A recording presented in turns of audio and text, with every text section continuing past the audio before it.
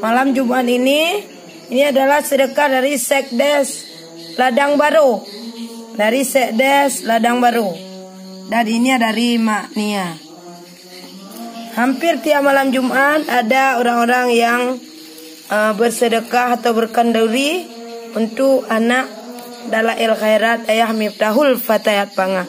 Terima kasih buat yang sudah menyumbangkan harta bendanya untuk membangkitkan semangat anak-anak di Dayah. Terima kasih buat semuanya. Khususan buat Ngohsid sebagai Sekdes Ladang Baru. Semoga jagungnya tambah banyak ya Ngohsid. Amin. Semoga rezekinya Allah tambahkan dengan melimpah ruah. Amin. Dengan berlipat ganda. Dan diberi panjang umur, berkah rezekinya, berkah umurnya. Dan diberikan Allah keselamatan anak dan cucunya di kemudian hari kelak. Selamat iman dunia dan akhirat. Amin.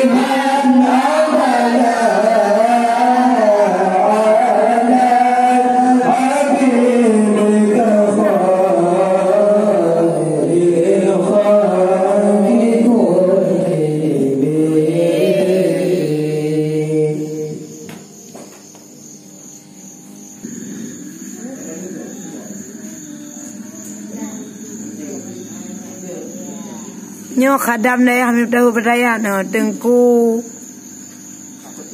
Nacin.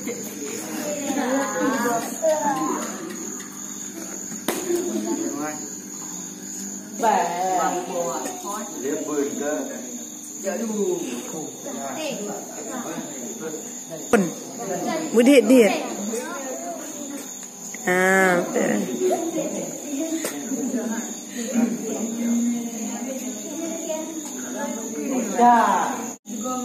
Kumayur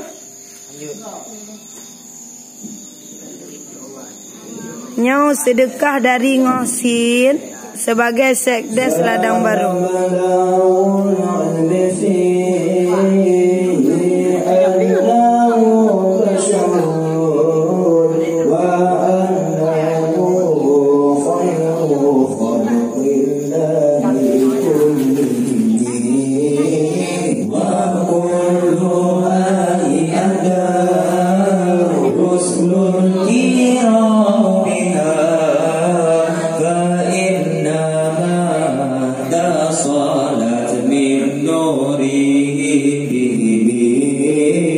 فإنه شمس فار منهم